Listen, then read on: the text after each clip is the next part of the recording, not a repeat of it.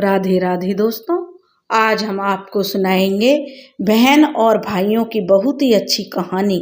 जब भाइयों ने बहन को मारकर खाया उसका मांस। एक बहुत ही अच्छी कहानी है। अगर आप हमारे चैनल पर नए हैं तो प्लीज़ हमारे चैनल को लाइक करें, सब्सक्राइब करें और शेयर करें। बहुत पुराने समय की बात है। एक गांव में एक परिवार रहता था। उस परिवार में 7 लड़के और एक लड़की थी। उनके माता पिता जल्दी ही गुजर गए थे, तो बच्चों ने भी जल्दी ही अपनी जिम्मेदारियां समझ ली थी। शुरू में सबको गुजारा चलाने में काफ़ी परेशानी हुई थी, लेकिन समय के चलते सब कुछ उन्हें आसान लगने लगा था। अब उन्होंने माँ बाप के बिना जीना सीख लिया था। यह उस समय की बात है जब समाज के पुरुषों का काम जंगली जानवरों का शिकार करना और औरतों का काम सिर्फ घर के कामकाज करना और बच्चों को संभालना होता था। 7 भाई और एक बहन उसी गांव में बड़े प्यार से मिलजुल कर रहते थे। दिन निकलते ही 7 भाई शिकार के लिए निकल जाते और बहन सबके लिए खाना पकाती थी और घर के बाकी के दूसरे कामकाज करती थी। भाई जब जंगल से वापस आते तो साथ में बड़े बड़े जानवर, पक्षी आदि को मार कर लाते थे। बहन उनके मांस को बड़े चाव से पकाती और सब भोजन करके बड़ी तृप्ति का अनुभव करते थे। ऐसे ही दिन गुजर रहे थे। एक दिन की बात है, 7 भाई जंगल में शिकार करने के लिए गए थे। शाम होने वाली थी। बहन सबके लिए खाना बना रही थी। जब वह सब्जी के लिए हरा साग काट रही थी, तभी चाकू की तेज धार से उसकी एक उंगली कट गई। कटी हुई उंगली से खून की धारा बहने लगी। अब बहन ने सोचा, यदि उसके भाइयों ने उसकी कटी हुई उंगली देखी तो उसके भाई बड़े दुखी हो जाएंगे। इसलिए उसने यह सोचा कि अपने भाइयों को यह बात नहीं बतानी चाहिए और उनसे छिपा कर रखना चाहिए। उसने बहते हुए खून को अपनी ओढ़नी से पूछना चाहा, किंतु फिर उसे लगा कि उसके भाई उसकी ओढ़नी में लगे हुए खून के धब्बों के बारे में पूछेंगे। फिर उसने सोचा कि चलो दीवार पर पहुंचना ठीक रहेगा, लेकिन फिर उसके दिमाग में ख्याल आया कि यह तो मेरे भाइयों को अच्छे से दिखाई दे जाएगी। फिर बहन बेचैन होकर इधर उधर घूमने लगी, लेकिन उसे कोई ऐसी जगह नहीं मिली जहां उसका बहता हुआ खून उसकी भाइयों की नज़रों से बच सके। इसलिए उसे कोई उपाय न मिलने पर उसने उसी साग से जो खाने के लिए बना रही थी, उसी से अपना खून था जो उसे पूछ दिया। शाम को भाई जंगल से वापस आए। बहन ने भाइयों के लिए खाना परोसा। आज 7 भाइयों को साग बहुत ही स्वादिष्ट लगा। 7 अपनी उंगलियां चाटते रह गए और अपनी बहन की पाक कला की तारीफ करने लगे। अपनी तारीफ सुनकर बहन भी खुशी से फूली नहीं समाई थी। दिन भर के थके होने के कारण 7 भाई उस दिन जल्दी सो गए। अगली सुबह रोज की तरह खा पीकर 7 भाई फिर जंगल की ओर निकल पड़े। जब वे शिकार तलाशते तलाशते थक गए और सारे भाई एक पेड़ की छांव में बैठकर आराम करने लगे, तो बातों ही बातों में 7 भाई रात के भोजन के बारे में बातें करने लगे कि रात के भोजन में बहन ने जो साग बनाई थी उसकी चर्चा होने लगी। सब कहने लगे कि कल इतना स्वादिष्ट साग उन्होंने खाया कि आज तक ऐसा स्वाद नहीं खाया। सबने तय किया कि आज घर चलकर इसके बारे में अपनी बहन से जरूर पूछेंगे और जानकर रहेंगे कि साग में उसने ऐसा क्या क्या मिलाया था। शाम को 7 भाइयों ने जब घर आए तो दोबारा अपनी बहन की पाक कुशलता की तारीफ करते हुए पूछा, हमारी प्यारी बहन, कल रात के साग में तुमने ऐसा क्या क्या मिलाया था? बहन बताना तो नहीं चाहती थी। वह सोच रही थी, अगर उन्हें पता चला कि उनकी उंगली कट गई है तो मेरे सारे भाई दुखी हो जाएंगे। इसलिए उसने कहा, कुछ नहीं बड़े भैया, सब जो रोज बनाती वही बनाया था। तो उसका बड़ा भाई कहने लगा, प्यारी बहना, तुम्हें आज बताना ही पड़ेगा। और मैं जानना चाहता हूँ कि हमारी बहन ने इतना स्वादिष्ट साग कैसे बनाया। तुम्हें मेरी सौगंध है बहन, तो तुम्हें आज सच्चाई बतानी ही पड़ेगी। बड़े भाई का सब सम्मान करते थे, इसलिए बहन को भी अब सच बोलना पड़ा। उसने धीरे धीरे सारी बात बताते हुए कहा, भैया बस इतना सा अपना खून मिला दिया था और ज़्यादा कुछ नहीं, क्योंकि मेरी उंगली कट गई थी। मैंने सोचा कि आप लोगों को पता चलेगा तो आप दुखी होंगे, इसलिए मैंने अपने खून को जो इसी में मिला दिया। यह सुनकर 6 भाइयों के मन में एक कुटिल ख्याल आने लगा। वे सोचने लगे, इसके खून की चंद बूंदें इतनी स्वादिष्ट हैं तो इसका मांस कितना स्वादिष्ट होगा। रात के खाने के बाद सातों भाई सोने के लिए चले गए। सातों में फिर उसी बात की चर्चा छिड़ गई। बड़ा भाई कहने लगा, अरे भाइयों, खून की कुछ बूंदें हमारी बहन की इतनी स्वाद हैं तो सोचो उसके शरीर का मांस कितना स्वादिष्ट होगा। सबने बड़े भाई की हाँ में हाँ मिलाई और अगले दिन शिकार के लिए सातों भाई जाते समय जो सातों भाइयों ने योजना बनाई कि बहन को मारकर उसका मांस बनाएंगे और खूब स्वादिष्ट बहन का मांस होगा। सातवें भाई को अपने बड़े भाइयों की योजना बिल्कुल भी अच्छी नहीं लगी। वह अपनी बहन को बचाने के लिए बेचैन हो गया। वह खुलकर इसका विरोध तो नहीं कर सकता था, क्योंकि 6 भाई एक तरफ थे और वह अकेला एक तरफ।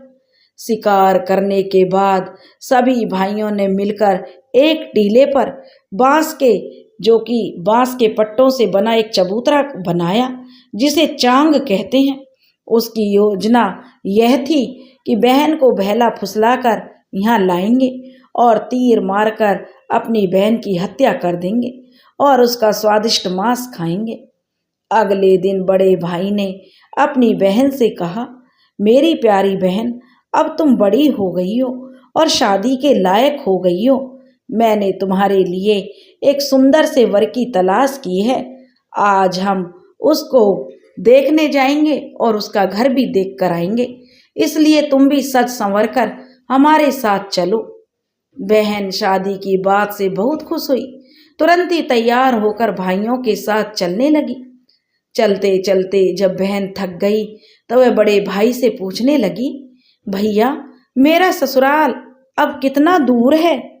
बड़ा भाई बोला, बस अभी कुछ देर में पहुंचने वाले हैं। और बड़ा भाई बोला, वह देखो बहन, दूर से दिखाई दे रहे टीले पर बने चांग को दिखाते हुए भाई बोला, वह देखो मेरी प्यारी बहन, तुम्हारा ससुराल जहां तुम राज करोगी। यह सुनकर बहन आनंदित हो उठी और चांग पर पहुंचते ही बड़े भाई ने अपने छोटे भाइयों को अपनी बहन को चांग पर खड़ी करके उसको रस्सी से जो बांस के खंबे के सहारे बांधने का आदेश दिया। सभी भाई जो मिलजुल कर फुर्ती से बहन को बांधने लगे। बहन असहाय थी। अपने सभी भाइयों को हत्यारे के रूप में देखकर बहन का हृदय हाहाकार करने लगा। वह ईश्वर को याद करते हुए कहने लगी, हे ईश्वर, अब तुम ही मेरा सहारा हो। मेरे सातों भाई मेरी हत्या करना चाहते हैं। इनमें से एक भी ऐसा नहीं जिसके दिल में मेरे लिए दया और प्रेम हो। अपनी बहन की बातों से सातवां भाई द्रवित हो उठा। बहन की पुकार पर वह तड़प कर रह गया। 6 भाइयों का प्रतिवाद करने का साहस वह नहीं जुटा पाया। बहन को निर्ममता से बांधने के बाद बड़े भाई ने सबको बारी बारी से उस पर बाण से प्रहार करने का आदेश दिया। बड़ा भाई सबसे पहले हाथों में धनुष बाण लेकर जब अपनी बहन पर प्रहार करने को हुआ, तब बहन भाई के सामने हाथ जोड़कर करुण स्वर में कहने लगी, मारो मारो भैया छाती में लक्ष्य करके, भैया छाती में लक्ष्य करके, तुम्हारा तीर तुम्हारा धनुष जंगल को जाएगा भैया, मारो मारो भैया छाती में लक्ष्य करके, छाती में लक्ष्य करके भैया छाती में लक्ष्य करके। भाई ने कठोरता दिखाते हुए तीर चलाया, पर उसका निशाना जो अचूक था लेकिन आज विफल हो गया। उसके बाद अब दूसरे भाई ने तीर मारने को तैयार हुआ। बहन ने उसके आगे भी हाथ जोड़कर वही करुण गीत गाया। उसका भी निशाना चूक गया। इसी तरह सभी भाइयों ने बारी बारी से बहन की छाती को लक्ष्य करके तीर मारने की कोशिश की। बहन हर बार यही गीत दोहराती रही। 6 भाई लक्ष्य भेद करने में असफल रहे। अब 7वें भाई की बारी थी।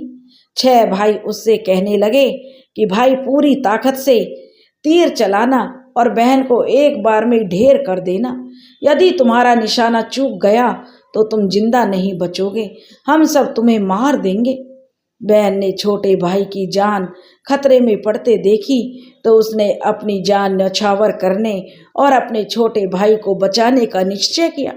वह ईश्वर से प्रार्थना करने लगी, हे ईश्वर, मेरे भाई का तीर मेरी छाती भेदने में सफल हो जाए। वह फिर करुण गीत गाने लगी, मारो मारो भैया छाती में लक्ष्य करके, भैया छाती में लक्ष्य करके, तेरा तीर मेरी छाती भेद जाए। मारो मारो भैया छाती में लक्ष्य करके, भैया छाती में लक्ष्य करके। छोटे भाई ने तीर चलाया। उसका तीर बहन के मर्म पर जा लगा। वह दर्द से तड़प उठी। कुछ देर छटपटाने के बाद उसके प्राण पखेरु उड़ गए और वह निष्प्राण हो गई। अपनी कुटिल योजना सफल होने पर 6 भाइयों की तो जो बाँछें खिल गईं। 7 ने मिलकर अमृत बहन का शरीर चांद से नीचे उतारा। 6 भाइयों ने मिलकर बहन के शरीर की बोटी बोटी काट डाली। बड़े भाई ने 7वें भाई को जंगल से लकड़ी और पानी लाने का आदेश दिया। छोटा भाई पानी और लकड़ियां लाने के साथ साथ कुछ मछली और केकड़े भी ले आया था। वह अंदर ही अंदर बहुत दुखी था। उसके भाई बहन का मांस बड़े चाव से पका रहे थे। वह अपनी प्यारी बहन का मांस नहीं खा पाएगा। अगर नहीं खाएगा तो अन्य भाई उसे गाली देंगे।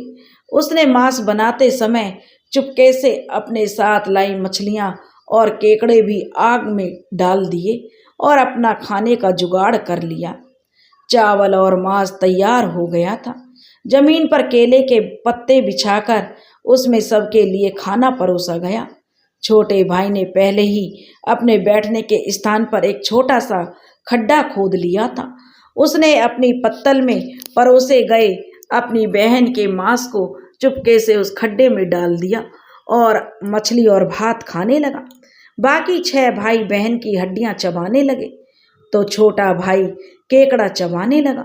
जब सबने बहन के शरीर का स्वादिष्ट मांस खाकर अपना पेट भर लिया तो बड़े ने जो 7वें भाई को कहा कि झूठा साफ करने को कहा कि और उसने जो बहन की बची कुची हड्डियां और शरीर के अन्य भाग जैसे सिर, नाखून, पंजे सबको इकट्ठा करके उसी खड्डे में डाल दिया और ऊपर से मिट्टी से ढक दिया। कुछ समय बाद जहां मिट्टी से उस बहन की बचे हुए मांस के टुकड़े डाले थे उस स्थान पर बांस का एक पौधा उगाया। धीरे धीरे वहां बांसों का झुरमुट बन गया। एक बार कहीं से एक संत आए और उसी बांस की झुरमुट तले छुपकर मल त्याग करने लगे। उसी समय आकाशवाणी हुई, संत दुर्गंध आ रही है, संत दुर्गंध आ रही है। बार बार यह आकाशवाणी सुनाई देने लगी तो संत ने झटपट उस स्थान को साफ कर दिया और उन्होंने झुरमुट में से एक बांस को काट लिया और अपने साथ ले गए। उस बांस को उन्होंने काटकर एक बहुत ही सुंदर बांसुरी बनाई और वे उसे बजा बजा कर दिन भर लोगों के घर जाकर भिक्षा मांगते थे और बदले में खूब सारा उपदेश देते थे।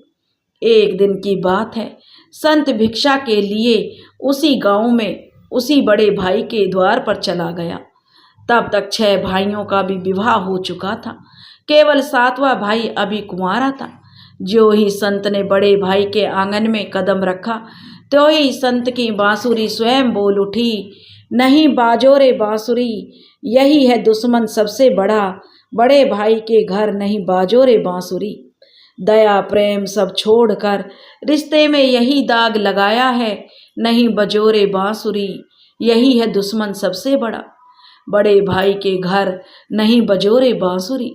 योगी के बाजे से बार बार निकल रही इस तरह की करुण आवाज से बड़े भाई के पसीने छूटने लगे। उसने अपने पत्नी से योगी को तुरंत भिक्षा देकर विदा करने को कहा। इसी तरह योगी बाबा बारी बारी से 6 भाइयों के द्वार पर गए और उनके आंगन पर कदम रखते ही बांसुरी ने स्वयं यह गीत बजने लगता। उन्होंने भी अपनी पत्नी को तुरंत ही कुछ भिक्षा देकर संत को विदा करने को कहा। उनके मन में अब यह डर समा गया कि यदि इसी तरह योगी की जो बांसुरी बजती रही तो उनकी यह पोल खुल जाएगी कि वे अपनी बहन के हत्यारे हैं। इसलिए वे संत अब अंतिम समय 7वें भाई के द्वार पर पहुंचा, जो अभी तक कुंवारा था। वह अकेले रहता था। जब योगी बाबा उसके द्वार पर उपस्थित हुए तो बांसुरी बोल उठी, बाजो रे बाजो बांसुरी, मेरे सबसे छोटे भाई के घर।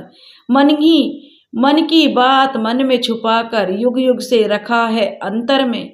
बाजो रे बांसुरी, यही है मेरे सबसे प्यारे भाई का घर। योगी की बांसुरी से प्यारा और दिलचस्प गीत बजते ही और सुनकर छोटे भाई ने उन्हें सम्मान के साथ अपने घर में बैठने के लिए आसन दिया। तांबूल पान और जलपान से उनका सत्कार किया। उसके बाद बांसुरी के विषय में चर्चा हुई तो योगी ने बांसुरी के जन्म की कहानी जो छोटे भाई को पूरी बताई कि कैसे उसने बांस को काटकर जो बांसुरी बनाई है, कैसे आकाशवाणी हुई थी। छोटे भाई ने उस बांसुरी को उस योगी से देने की प्रार्थना की तो योगी ने उस छोटे भाई को वह बांसुरी सौंप दी। योगी के चले जाने के बाद अब छोटे भाई ने बांसुरी को अपने बिस्तर के सिरहाने की तरफ साफ सुथरे स्थान पर धूप दीप जलाकर सम्मान के साथ रख दिया। कुछ दिनों के बाद छोटे भाई के घर में परिवर्तन दिखाई देने लगे। जब वह काम से घर लौटकर आता तो सारा घर साफ सुथरा पाता। जब रोज रोज यही बात दोहराने लगी तो छोटे भाई ने अपनी भाभियों के घर जाकर पूछा कि भाभी, मेरी गैर हाजिरी में आप लोग मेरे घर की साफ सफाई करते हो क्या? सभी भाभियों ने जवाब दिया, हमें अपने घर के कामकाज से तो फुर्सत नहीं है, तुम्हारा घर कैसे साफ करेंगे?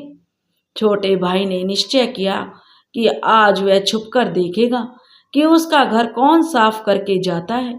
इसलिए छोटा भाई काम पर नहीं गया और वह घर के एक कोने में छुप गया।